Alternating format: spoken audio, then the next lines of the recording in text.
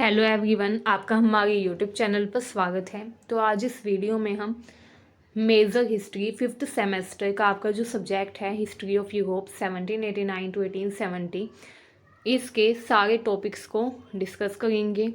इस वीडियो में हम सारी यूनिट्स को कवर करेंगे, वो सारे टॉपिक करेंगे जो कि एग्ज़ाम पर्सपेक्टिव से इम्पोर्टेंट हैं। तो ये वीडियो आप सभी के लिए काफ़ी ज़्यादा इम्पोर्टेंट होने वाली है, क्योंकि इस वीडियो में आपको सारे इंपॉर्टेंट टॉपिक्स एक साथ देखने को मिलेंगे।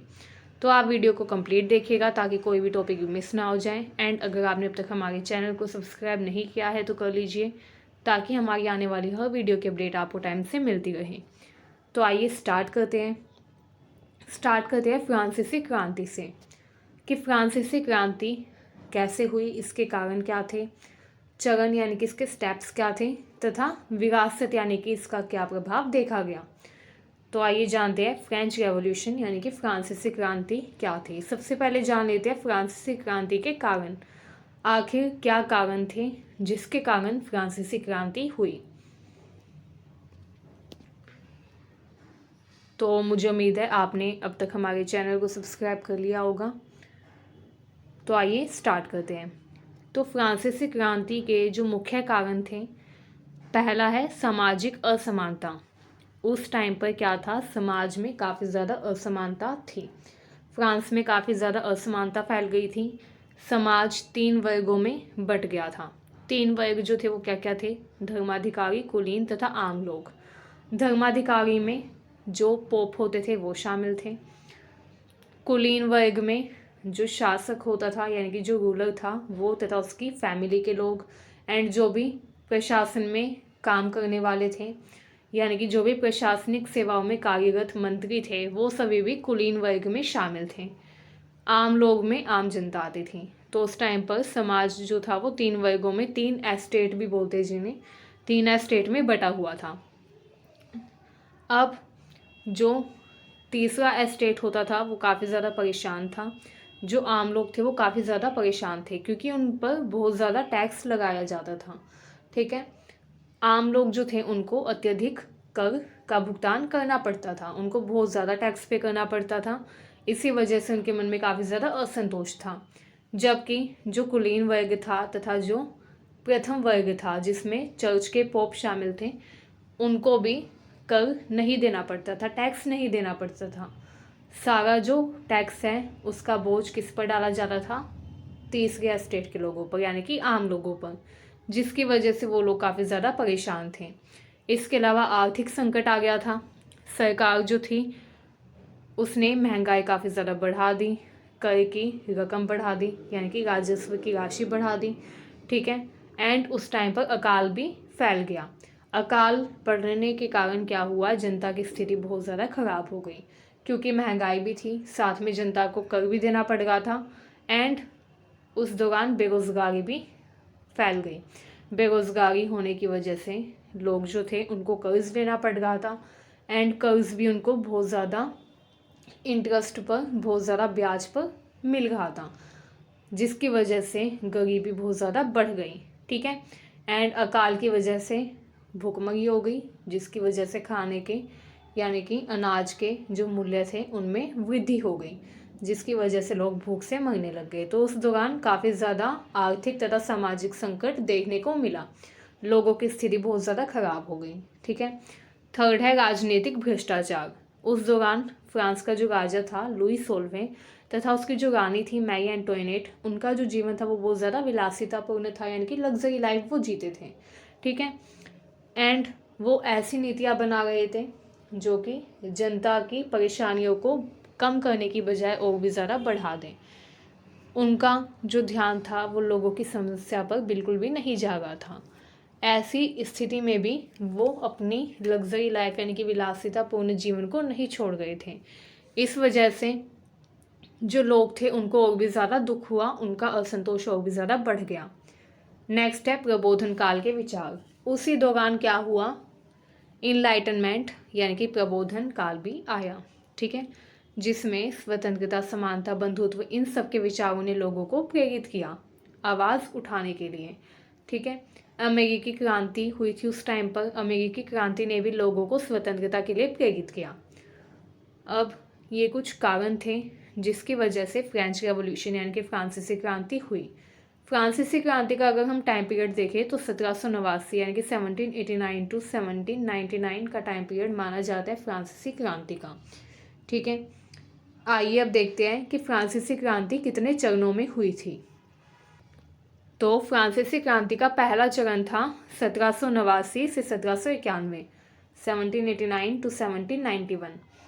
अब 14 जुलाई 1789 को क्या हुआ, बास्टील के किले पर हमला कर दिया लोगों ने, क्योंकि लोग बहुत ज़्यादा दुखी थे, परेशान थे, काफ़ी ज़्यादा उनका असंतोष बढ़ गया था। इस वजह से उन्होंने बास्टील के किले पर हमला कर दिया, क्योंकि बास्टील का किला जो था वो राजशाही का प्रतीक था। ठीक है, राजशाही का प्रतीक होने के कारण ही उन्होंने, क्योंकि उनको राजा के खिलाफ अपना विरोध दर्शाना था, तो उन्होंने राजशाही का प्रतीक जो था बास्टील का किला, उसको ही भंग कर दिया, उसी का पतन कर दिया, उस पर हमला कर दिया 14 जुलाई 1789 को।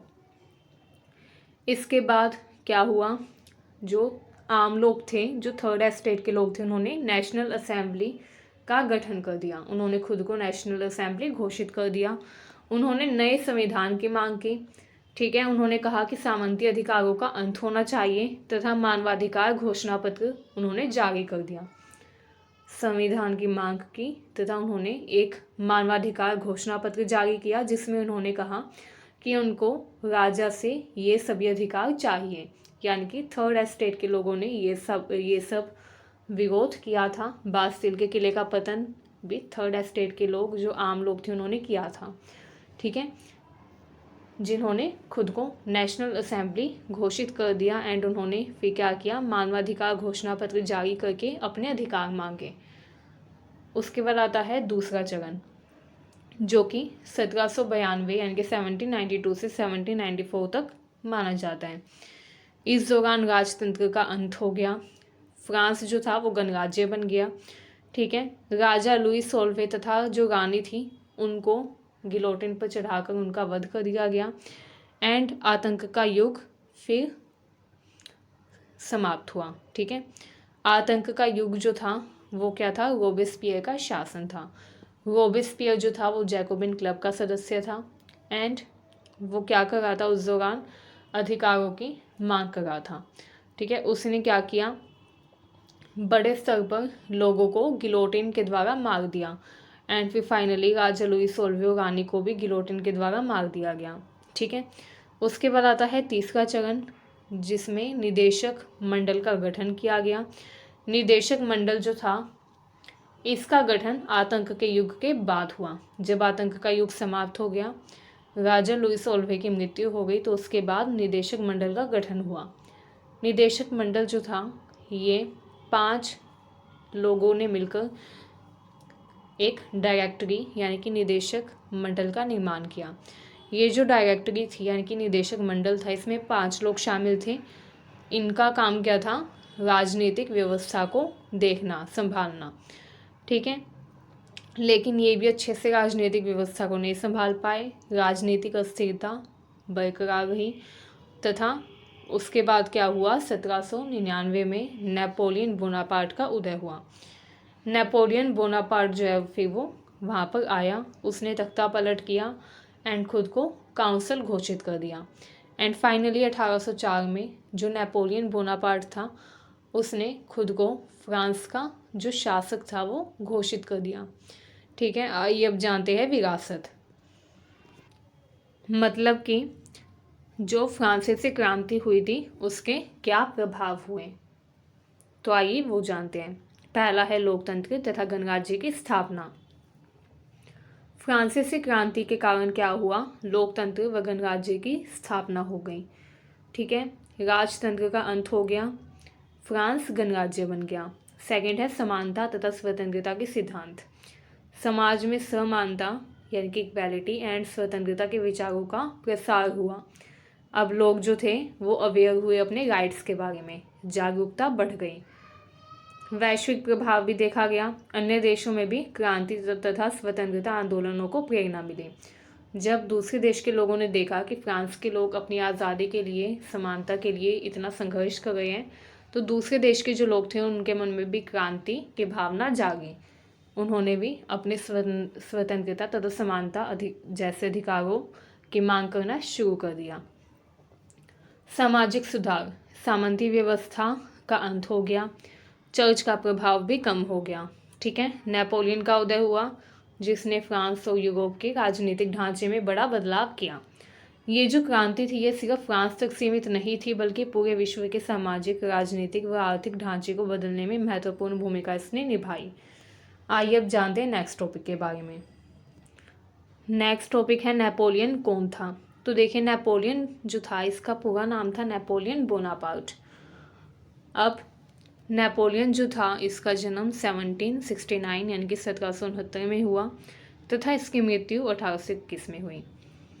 फ्रांस के एक प्रमुख सैन्य नेता थे ये और शासक थे।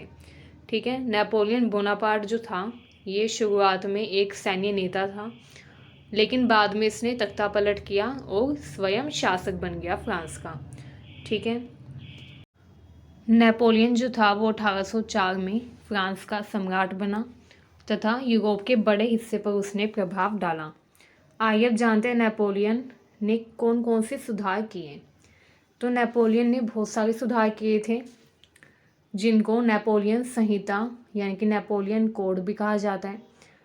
अब इसका जो गठन था यानी कि नेपोलियन कोड का जो निर्माण था वो नेपोलियन ने 1804 में किया। ठीक है, 1804 में नागरिक कानूनों का एक संकलन उसने तैयार करवाया जिसमें उसने सारे कानून बनाए अपने अकॉर्डिंग, जो कि वहाँ के नागरिकों को फॉलो करने थे, जिनका वहाँ के नागरिकों को अनुसरण करना था।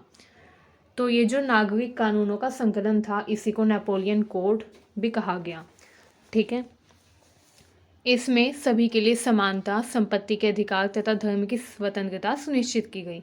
यानी कि नेपोलियन ने इक्वालिटी एंड प्रॉपर्टी राइट्स हर व्यक्ति को दिए, लेकिन महिलाओं को संपत्ति का अधिकार नहीं दिया गया। ठीक है, धर्म की स्वतंत्रता सुनिश्चित की गई। सामंती विशेष अधिकारों को नेपोलियन ने समाप्त कर दिया, यानी कि जो फ्यूडल राइट्स थे वो कम्प्लीटली हटा दिए। शिक्षा में सुधार किया गया। शिक्षा प्रणाली को नेपोलियन ने संगठित किया क्योंकि उसका मानना था जितनी अच्छी शिक्षा होगी उतना ही अच्छा वहाँ का भविष्य होगा, क्योंकि जो विद्यार्थी है वो आने वाले भविष्य में बहुत ही मुख्य भूमिका निभाते हैं देश के विकास में। तो इसलिए नेपोलियन ने शिक्षा प्रणाली को संगठित किया, स्कूलों तथा विश्वविद्यालयों की स्थापना की, पेशेवर तथा तकनीकी शिक्षा को बढ़ावा दिया, टेक्निकल एजुकेशन को उसने और भी ज़्यादा इम्प्रूव किया। आर्थिक सुधार भी किए नेपोलियन ने, जैसे राष्ट्रीय बैंक की स्थापना की, राजस्व प्रणाली में सुधार किया, भ्रष्टाचार कम किया, उद्योग तथा व्यापार को प्रोत्साहित किया।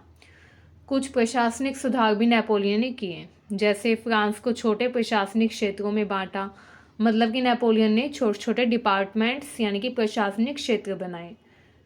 हर प्रशासनिक क्षेत्र का अलग काम था। ठीक है, एंड ये सारे प्रशासनिक क्षेत्र नेपोलियन की मदद करते थे शासन में।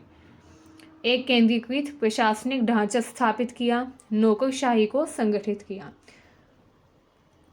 इसके अलावा कुछ धार्मिक सुधार भी नेपोलियन ने किए, जैसे पोप के साथ समझौता किया 1801 में, चर्च तथा राज्य के बीच में संबंध सुधारने का भी प्रयास किया। आइए अब जानते हैं नेपोलियन के सुधारों का क्या प्रभाव पड़ा। तो नेपोलियन के सुधारों का बहुत प्रभाव पड़ा, जैसे फ्रांस में स्थिरता आई। फ्रांस में पहले राजनीतिक तथा सामाजिक उथल पुथल थी, अब वहाँ पर स्थिरता आ गई। ठीक है, कानून के समक्ष समानता की भावना जो थी वो भी ज़्यादा मजबूत हो गई। इक्वालिटी बिफोर लॉ का जो प्रोविज़न था वो लोगों को काफ़ी ज़्यादा पसंद आया। इसके अलावा यूरोप पर भी प्रभाव पड़ा। नेपोलियन संहिता जो थी इसने कई यूरोपीय देशों में इस संहिता को लागू किया गया। नेपोलियन संहिता जो थी इसको बहुत सारे यूरोपीय देशों में लागू किया, जिसके कारण वहाँ पर भी सुधार हुआ। सामंती व्यवस्था का पतन हुआ। राष्ट्रीयता तथा लोकतंत्र, नेपोलियन के जो अभियान थे उसमें यूरोप में राष्ट्रवाद तथा लोकतंत्र के विचारों को बढ़ावा दिया। नेपोलियन संहिता से प्रभावित होकर बहुत सारे राष्ट्र के जो लोग थे उन्होंने भी अब अपने अधिकारों की मांग करना शुरू कर दिया। ठीक है। आर्थिक विकास हुआ, फ्रांस की अर्थव्यवस्था संगठित तथा मजबूत हुई। आधुनिक प्रशासन, नेपोलियन जो था उसने केंद्रीकृत प्रशासनिक ढांचा तैयार किया। ठीक है, जो कि कई देशों के लिए प्रेरणा बना। नेपोलियन से प्रेरणा लेकर, नेपोलियन से मोटिवेट होकर बहुत सारे देशों ने भी अपने देश में सुधार किए। ठीक है। नेपोलियन के सुधारों ने न केवल फ्रांस बल्कि पूरे यूरोप के समाज तथा राजनीति को नई दिशा दी। हालांकि उनकी आक्रामक सैन्य नीतियों ने संघर्ष भी बढ़ाए। तो नेपोलियन ने जो भी सुधार किए थे उसका इम्पैक्ट सिर्फ फ्रांस पर नहीं पड़ा बल्कि पूरे यूरोप पर पड़ा। ठीक है। पूरे यूरोप के समाज तथा राजनीति को एक नई दिशा मिली। आइए नेक्स्ट टॉपिक देखते हैं। तो हमारा नेक्स्ट टॉपिक है पहले फ्रांसीसी साम्राज्य में राष्ट्रवाद के उदय के प्रमुख कारण। अब जब फ्रांस गणराज्य बन गया तो उस दौरान राष्ट्रवाद का भी उदय हुआ। इसके प्रमुख कारण क्या थे? तो फ्रांस में राष्ट्रवाद की भावना फैलने के कई कारण थे। जैसे पहला है फ्रांसीसी क्रांति, जो कि 1789 में हुई। इसने स्वतंत्रता, समानता तथा बंधुत्व के विचारों को विकसित किया। ठीक है। लोगों के मन में राष्ट्रीय भावना को जागृत करने में इसकी बहुत ज़्यादा बड़ी भूमिका देखी जाती है, क्योंकि इससे पहले लोगों के मन में अपने अधिकारों के बारे में जागरूकता नहीं थी। लेकिन जब फ्रांसीसी क्रांति शुरू हुई तो लोगों के मन में जागरूकता आई। लोगों के मन में ये भावना विकसित हुई कि उनको भी स्वतंत्रता, समानता तथा बंधुत्व के अधिकार चाहिए। ठीक है। लोगों के मन में इस तरीके से राष्ट्रवाद को लेकर भावना और भी ज़्यादा मजबूत हुई। राजशाही के पतन तथा गणराज्य की स्थापना ने लोगों को अपने देश के प्रति गर्व का एहसास करवाया। नेक्स्ट है नेपोलियन बोनापार्ट का उदय। नेपोलियन ने साम्राज्य की स्थापना की। पूरे यूरोप में फ्रांसीसी संस्कृति तथा कानून का प्रसार हुआ। उसकी सैन्य विजय ने फ्रांसीसी जनता को राष्ट्रीय गौरव से भर दिया। तो नेपोलियन का जो उदय था वो भी राष्ट्रवाद की भावना के विकास में मुख्य भूमिका निभाता है। नेपोलियन ने जब अपने साम्राज्य की स्थापना की तो पूरे यूरोप में इसका प्रभाव पड़ा। पूरे यूरोप में नेपोलियन कोड का भी प्रभाव पड़ा एंड इससे लोगों के मन में राष्ट्रवाद को लेकर भी नए विचार विकसित हुए। तीसरा है सामूहिक पहचान। फ्रांसीसी भाषा तथा संस्कृति को बढ़ावा दिया गया, जिससे अलग अलग समुदायों में एकता बढ़ी। राष्ट्रीय झंडे तथा राष्ट्रीय गान जैसे प्रतीकों ने लोगों को एक साझा पहचान दी, जिसके कारण लोगों के मन में राष्ट्रवाद की भावना धीरे धीरे प्रबल होने लग गई। नेक्स्ट है युद्ध तथा विदेशी शक्तियाँ। फ्रांस के खिलाफ गठित यूरोपीय शक्तियों ने फ्रांसीसी लोगों में एकजुटता तथा राष्ट्रवाद की भावना को बढ़ावा दिया। ठीक है। वो शक्तियाँ जो कि फ्रांस के खिलाफ थी, वो यूरोपीय शक्तियाँ, उनके कारण भी फ्रांसीसी लोगों में एकजुटता आई।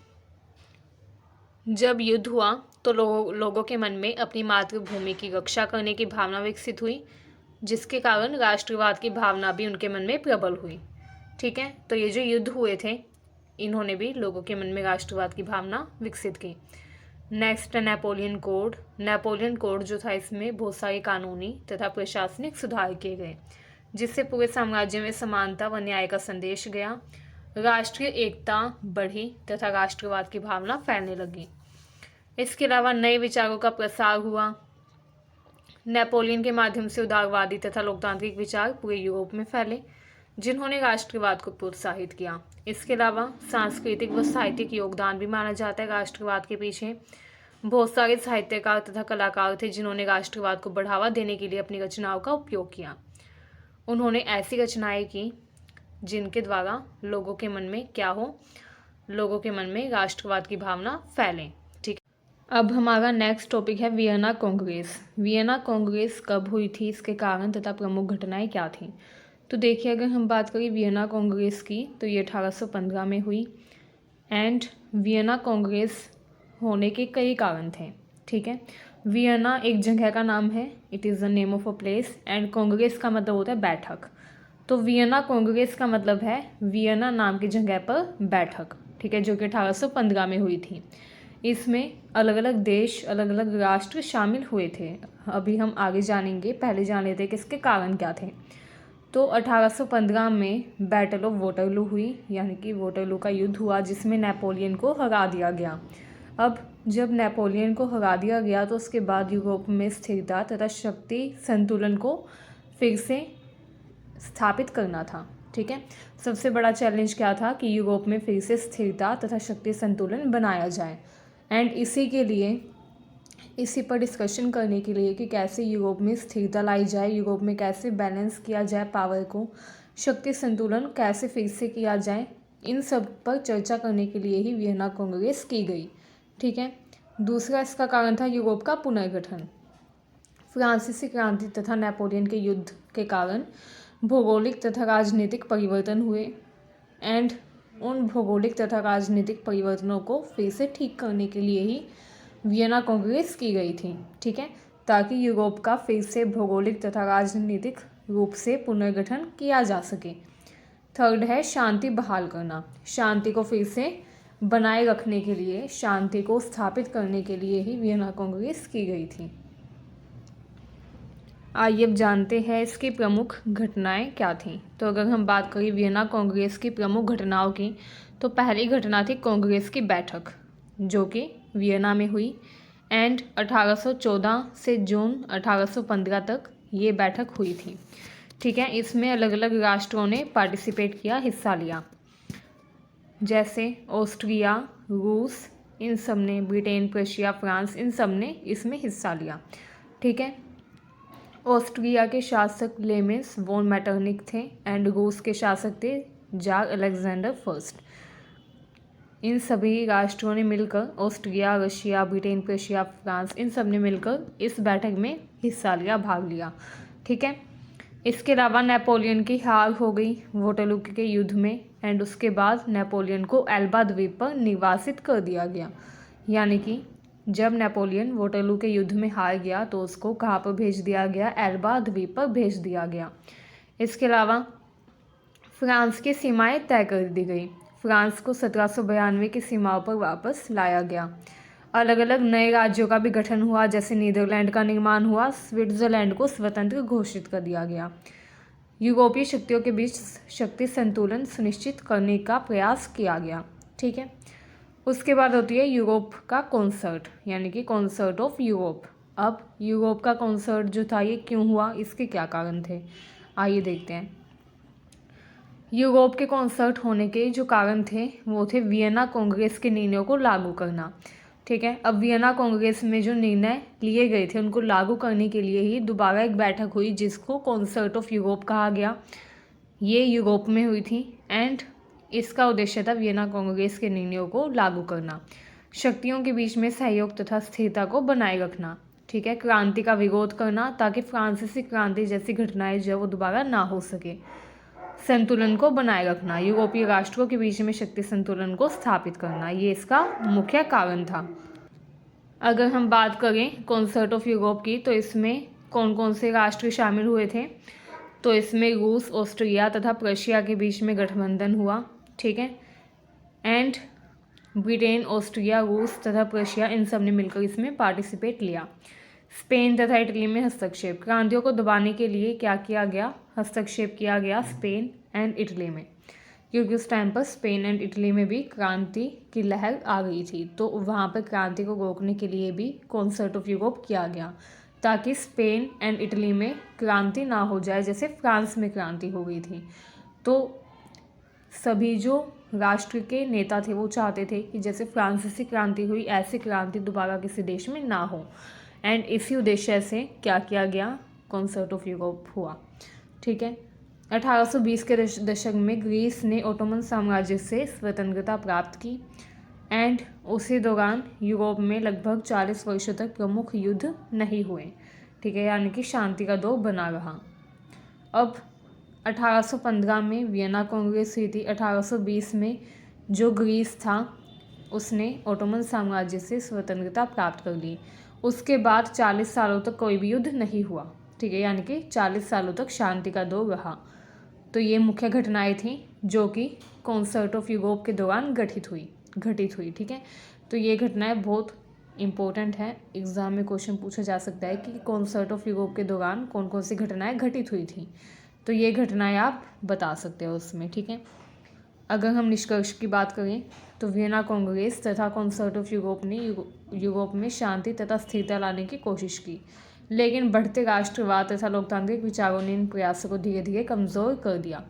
हालांकि इन्होंने बहुत कोशिश की थी शांति लाने की, स्थिरता लाने की, लेकिन बढ़ते राष्ट्रवाद तथा लोकतांत्रिक विचारों के कारण इनका जो प्रयास था वो धीरे धीरे कमज़ोर होने लग गया। अब हमारा नेक्स्ट टॉपिक है 1830 की क्रांति, जिसको जुलाई क्रांति भी कहा जाता है। तो 1830 की क्रांति क्या थी? अगर हम बात करें 1830 की क्रांति की, इसको जुलाई क्रांति भी कहा जाता है क्योंकि ये क्रांति जुलाई के महीने में हुई थी। एंड इसके कारण क्या थे आइए देख लेते हैं। राजनीतिक असंतोष इसका एक बड़ा कारण था।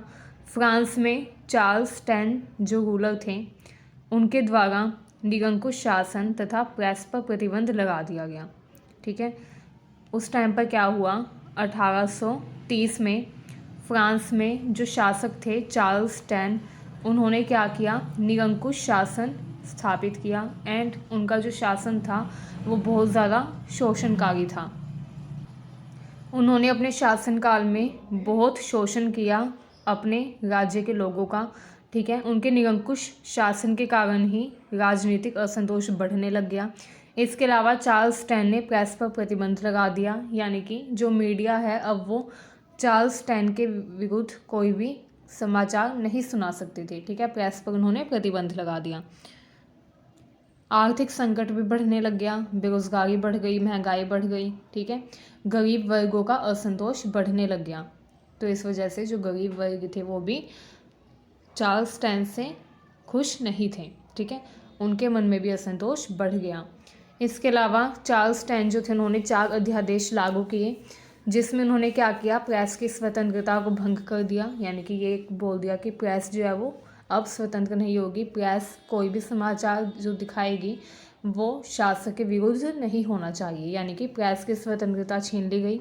मताधिकार यानी कि वोट देने के अधिकार को सीमित कर दिया कि जो आम लोग हैं वो वोट नहीं दे पाएंगे, ठीक है। इसके अलावा लेजिस्लेटिव असेंबली जो थी उसका कार्यकाल 6 साल से घटाकर 5 साल कर दिया, ठीक है। तो ऐसे बहुत सारे अध्यादेश उसने जारी किए। 4 मुख्य अध्यादेश थे जिसकी वजह से लोगों के मन में क्रांति आ गई, ठीक है, जिसकी वजह से लोगों के मन में असंतोष बढ़ गया। एंड ये जो असंतोष था यही 1830 की क्रांति का मुख्य कारण बना, ठीक है। अब इस दौरान मुख्य घटनाएं क्या क्या हुई थी देख लेते हैं। लोगों ने चार्ल्स टेन का विरोध किया, ठीक है। जनता तथा छात्रों का सड़कों पर उतरना, लोग जो थे वो सड़कों पर उतर गए चार्ल्स टेन का विरोध करने के लिए। ये युद्ध 3 दिन तक चला था, 27, 28 और 29 जुलाई तक, ठीक है। पेरिस में दंगे हुए, विद्रोह हुआ, ठीक है। 3 दिनों तक काफ़ी ज़्यादा उथल पुथल मची गई, ठीक है। चार्ल्स टेन का निवासन हो गया, फिर चार्ल्स टेन जो थे वो भागने पर मजबूर हो गए। एंड चार्ल्स टेन फिर वो देश छोड़कर, फ्रांस छोड़कर इंग्लैंड भाग गए, ठीक है। जब चार्ल्स टेन चले गए तो लुई फिलिप को गद्दी पर बैठाया गया, ठीक है। एंड जुलाई क्रांति के बाद फिर से संवैधानिक राजतंत्र की स्थापना की गई। संवैधानिक राजतंत्र का मतलब होता है कि राजतंत्र तो होगा, यानी कि शासन तो राजा के द्वारा होगा, लेकिन राजा संविधान के द्वारा शासन करेगा, मतलब कि संविधान का भी इसमें महत्व रखा गया, ठीक है। हालांकि शासन कौन करेगा, राजा करेगा, लेकिन संविधान के अंतर्गत जो नियम होंगे उन्हीं के अकॉर्डिंग वो शासन करेगा। तो ऐसे राजतंत्र को संवैधानिक राजतंत्र कहा जाता है। एंड लुई फिलिप को गद्दी पर बैठाया गया, जिसके बाद फ्रांस में संवैधानिक राजतंत्र की स्थापना हो जाती है। उसके बाद 1848 की क्रांति होती है। इसके मुख्य कारण देख लेते हैं। इसका मुख्य कारण था राजनीतिक दमन। लुई फिलिप जो थे उनकी जो नीतियाँ थी वो भी निरंकुशवादी थी। वो काफ़ी ज़्यादा निरंकुश शासक थे तथा उनके शासनकाल में भ्रष्टाचार बहुत ज़्यादा बढ़ने लग गया, जिसकी वजह से राजनीतिक असंतोष फिर से फैलने लग गया। आर्थिक संकट आ गया, फसल खराब हो गई, अकाल पड़ने लग गया, बेरोजगारी थी।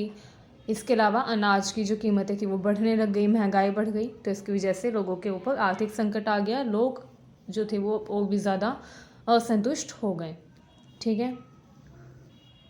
नेक्स्ट है उदारवादी विचारधारा। लोकतंत्र, मताधिकार तथा समानता की मांग की गई।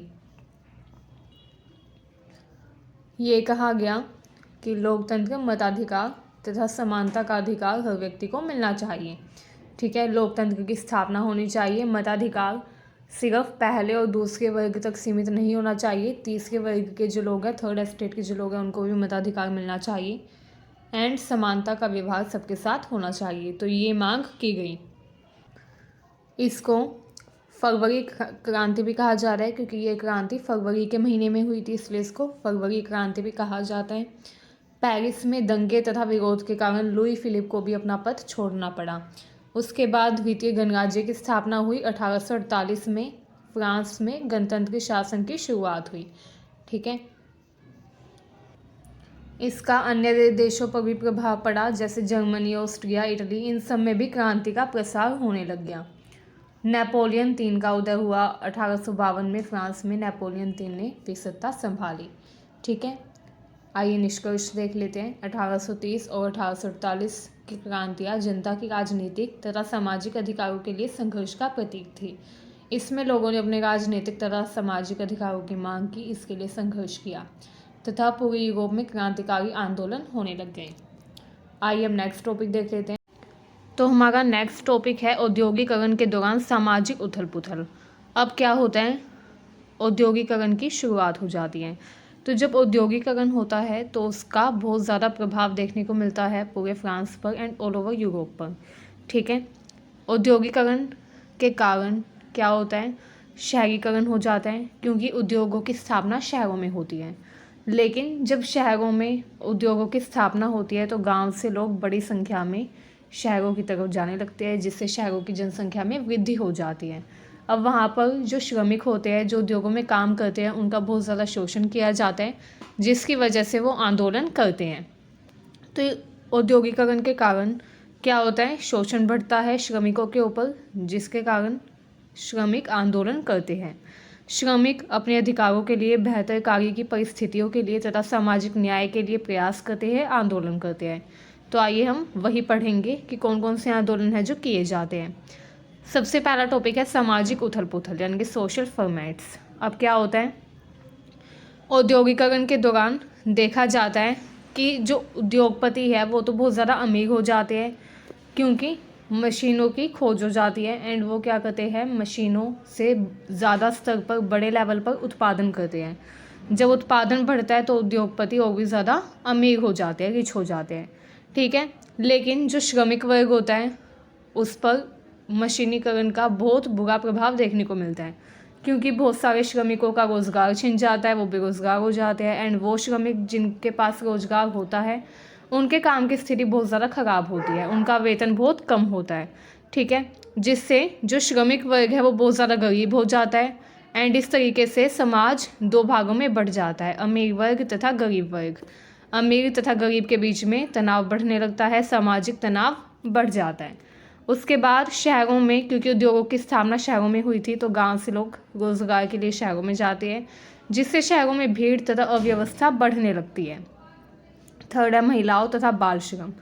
महिलाएं जो हैं उनको भी कारखानों में काम करना पड़ता है, बच्चों को काम करना पड़ता है, क्योंकि उनके पास पैसे नहीं होते अपना घर खर्च चलाने के लिए। तो इसलिए महिलाओं को, बच्चों को भी कारखानों में काम करना होता है, जहाँ पर उनका बहुत ज़्यादा शोषण किया जाता है तथा फिर उनके मन में भी क्रांति की भावना जगती है एंड वो भी अपने अधिकारों के लिए, सामाजिक सुधारों के लिए मांग करते हैं। ठीक है, नेक्स्ट टॉपिक है शिक्षा तथा सुधार आंदोलन। अब क्या होता है, समाज में शिक्षा उस टाइम पर बहुत कम लोगों तक सीमित होती है। ठीक है, सिर्फ अमीर वर्ग के जो लोग हैं उन्हीं के बच्चे शिक्षा ले पाते हैं, जिससे जो गरीब वर्ग होता है वो भी शिक्षा की मांग करने लगता है तथा सामाजिक सुधार को बढ़ावा देने के लिए प्रयास करता है। ठीक है, बहुत सारे श्रम आंदोलन होते हैं, जिसमें कुछ फेमस आंदोलन पढ़ लेते हैं। ल्यूडाइट आंदोलन। ल्यूडाइट आंदोलन 1811 से 1816 में हुआ था। ये इंग्लैंड में मशीनों के खिलाफ हुआ। ठीक है, जैसा कि मैंने आपको बताया, क्या होता है, इंग्लैंड में मशीनीकरण हो जाता है, मशीनों की खोज हो जाती है, जिसकी वजह से बेरोज़गारी बढ़ने लग जाती है, क्योंकि मशीनें जो है वो जो काम 10 श्रमिक करते थे वो काम एक मशीन करने लगती है। तो इसलिए एक मशीन जब वो आ जाती है तो 10 श्रमिकों को निकाल दिया जाता है। तो इससे क्या होता है, बेरोजगारी बढ़ जाती है। ठीक है, मजदूरों की नौकरी जाने लगती है तथा वो सोचते हैं कि उनकी नौकरी छीनने का मुख्य कारण है मशीनें आना। तो इसलिए वो ल्यूडाइट आंदोलन करते हैं जिसमें वो मशीनों को तोड़ते हैं। ठीक है, वो रैलियाँ निकालते हैं, प्रदर्शन करते हैं तथा जगह जगह जाकर मशीनों को तोड़ने लगते हैं। ठीक है, क्योंकि वो मानते हैं कि उनकी बेरोजगारी का मुख्य कारण है मशीनें। नेक्स्ट होता है चार्टिस्ट आंदोलन। ये आंदोलन 1838 से 1857 में इंग्लैंड में होता है, जिसमें मजदूरों ने राजनीतिक अधिकार तथा मतदान के लिए संघर्ष किया। ये जो आंदोलन होता है ये भी मजदूरों के द्वारा किया जाता है, जिसमें मजदूर राजनीतिक अधिकार यानी कि political rights and voting rights यानी कि मतदान का अधिकार मांगते हैं। ठीक है, इसके अलावा एक आंदोलन होता है टोल पैडल शपथ ग्रह आंदोलन। ये 1834 में होता है इंग्लैंड में, जहाँ पर मजदूर यूनियन यानी कि ट्रेड यूनियन यानी कि अपना संगठन बनाने के लिए संघर्ष करते हैं, क्योंकि उस टाइम पर मजदूरों को अपनी यूनियन यानी कि संगठन यूनियन बनाने का भी अधिकार नहीं होता। तो मजदूर जो है वो अपनी यूनियन बनाने के लिए संघर्ष करते हैं कि उनको यूनियन बनाने का अधिकार होना चाहिए। नेक्स्ट होता है हाई मार्केट आंदोलन। ये जो आंदोलन है ये 1886 में होता है एंड इस आंदोलन में अमेरिका के मजदूर संघर्ष करते हैं अपने काम के घंटे कम करने के लिए, क्योंकि पहले काम के घंटे 12-13 घंटे होते थे। मजदूरों को लगातार 12-13-14 घंटे तक काम करना होता था। तो इसीलिए मजदूर जो है वो काम के घंटे घटाकर 8 घंटे करने की मांग रखते हैं। ठीक है, ये जो आंदोलन था ये अमेरिका में हुआ था, बहुत फेमस आंदोलन था, जिसमें 8 घंटे के कार्य दिवस की मांग के लिए प्रदर्शन किया जाता है। तो आइए अब नेक्स्ट टॉपिक देखते हैं। तो आज का नेक्स्ट टॉपिक है इटली का एकीकरण यानी कि यूनिफिकेशन ऑफ इटली। इसकी पृष्ठभूमि देख लेते हैं। इटली 19वीं शताब्दी में छोटे छोटे राज्यों में विभाजित था। इसमें प्रमुख राज्य थे Sardinia, Piedmont, Naples, Sicily and Tuscany. ठीक है, कुछ हिस्से ऐसे थे जिन पर ऑस्ट्रिया का नियंत्रण था। अगर हम बात करें नेता की, तो बहुत सारे नेता थे जिन्होंने इटली के एकीकरण में मुख्य भूमिका निभाई। उनमें से कुछ प्रमुख नेता देख लेते हैं। पहले है काउंट कैमिलो कैबो। ये सार्डिनिया पिडमोंट के प्रधानमंत्री थे, जिन्होंने कूटनीति के माध्यम से एकीकरण का मार्ग प्रशस्त किया, मतलब कि एकीकरण करने का प्रयास किया। नेक्स्ट थे ग्यूसेपे मैजिनी। इन्होंने यंग इटली आंदोलन शुरू किया। ठीक है, ये यंग इटली आंदोलन के नेता थे। इन्होंने एकीकरण का वैचारिक आधार तैयार किया। ग्यूसेपे मैजिनी ने जो यंग इटली नाम का आंदोलन चलाया था, उसने लोगों के मन में राष्ट्रवादी विचार भर दिए। ठीक है, जिसके कारण जो युवा वर्ग था उसके मन में भी इटली को एकीकृत करने का जो विचार था वो उत्पन्न हुआ। ठीक है, नेक्स्ट है ग्यूसेपे गैरिबाल्डी। ग्यूसेपे गैरिबाल्डी जो थे वो एक क्रांतिकारी नेता थे, जिन्होंने सैन्य अभियानों के माध्यम से दक्षिणी इटली को यानी कि साउथ इटली को एकीकृत किया। तो ग्यूसेपे गैरिबाल्डी का नाम बहुत ज़्यादा प्रमुख है, क्योंकि उन्होंने दक्षिणी इटली का एकीकरण किया था सैन्य अभियानों के माध्यम से यानी कि मिलिट्री की मदद से। आइए अब प्रमुख घटनाएं देख लेते हैं जो कि इटली के एकीकरण में मुख्य रही। पहला, 1859 में कैवो ने फ्रांस के साथ गठबंधन किया तथा ऑस्ट्रिया से उत्तरी इटली के क्षेत्रों को मुक्त करवाया। उस टाइम पर उत्तरी इटली जो था उस पर ऑस्ट्रिया का नियंत्रण था। ठीक है, तो कैवो जो थे वो क्या करते हैं, फ्रांस के साथ गठबंधन कर लेते हैं तथा ऑस्ट्रिया के साथ एक युद्ध करते हैं, जिससे वो उत्तरी इटली के क्षेत्रों को मुक्त करवा सके। एंड वो इसमें सफल भी होते हैं। उत्तरी इटली के क्षेत्र वो मुक्त करवा देते हैं ऑस्ट्रिया से। ठीक है, उसके बाद 1860 में गैरिबाल्डी ने सिसिली तथा नेपल्स को एकीकृत किया। ये जो दो क्षेत्र थे सिसिली और नेपल्स, इनको एकीकृत करने में मुख्य भूमिका थी गैरिबाल्डी की। ठीक है, उसके बाद 1861 में इटली का एक राष्ट्र के रूप में घोषणा कर दी गई। ठीक है, इटली को एक राष्ट्र के रूप में घोषित कर दिया गया। किंग विक्टर इमैनुअल द्वितीय जो थे उनको राजा बनाया गया। ठीक है, उसके बाद 1870 में जो रोम था, रोम शहर, उसको इटली की राजधानी बना दिया गया। इस तरीके से इटली का एकीकरण पूरा होता है। ठीक है, इटली के एकीकरण पे हमने एक सेपरेट वीडियो बनाई है, तो आप वो भी देख सकते हैं, जिससे आपको डिटेल में पता चल जाएगा क्या प्रोसीजर था इटली के एकीकरण का। आइए अब देखते हैं जर्मनी का एकीकरण। अगर हम बात करें यूनिफिकेशन ऑफ जर्मनी की, तो जर्मनी का एकीकरण 19वीं शताब्दी में हुआ था। 19वीं शताब्दी में जर्मनी 39 राज्यों में बटा हुआ था। ये जो 39 राज्य थे इसमें 2 राज्य प्रमुख थे, वो थे प्रशा और ऑस्ट्रिया। ठीक है। अब जर्मनी में आर्थिक तथा राजनीतिक एकता का अभाव था। कुछ मुख्य नेता थे जैसे ओटो वन बिस्मार्क, ये प्रशा के प्रधानमंत्री थे जिन्होंने आयरन एंड ब्लड यानी कि युद्ध और कूटनीति के जरिए जर्मनी को एकीकृत किया। ठीक है। तो जर्मनी के एकीकरण में मुख्य भूमिका थी ओटो वन बिस्मार्क की, ये इंपॉर्टेंट है। ठीक है। एंड उनकी पॉलिसी थी ब्लड एंड आयरन या आयरन एंड ब्लड पॉलिसी। ठीक है। नेक्स्ट है इसकी प्रमुख घटनाएं क्या थी, आइए देखते हैं। 1864 में डेनमार्क के खिलाफ युद्ध हुआ जिसमें प्रशा ने श्लेस्विग तथा होल्स्टीन को जीत लिया।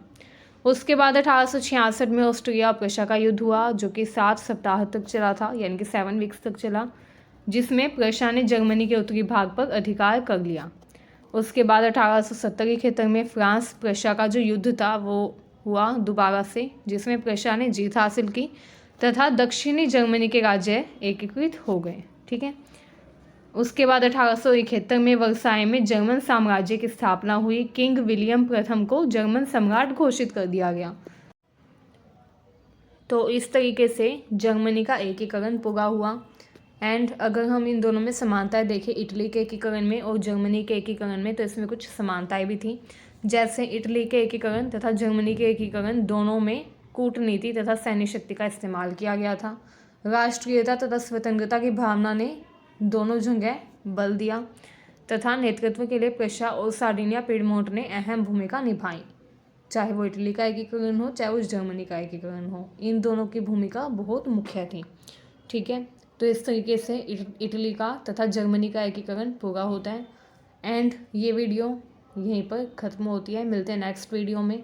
नेक्स्ट वीडियो में हम सारे इंपॉर्टेंट क्वेश्चंस डिस्कस करेंगे जो कि एग्ज़ाम में आने के बहुत ज़्यादा चांसेस हैं। तो आप इस वीडियो को शेयर कीजिएगा अपने दोस्तों के पास भी। एंड अगर आपने अब तक हमारे चैनल को सब्सक्राइब नहीं किया है तो कर लीजिए ताकि आने वाली हर वीडियो की अपडेट आपको टाइम से मिलती रहे। Thank you very much.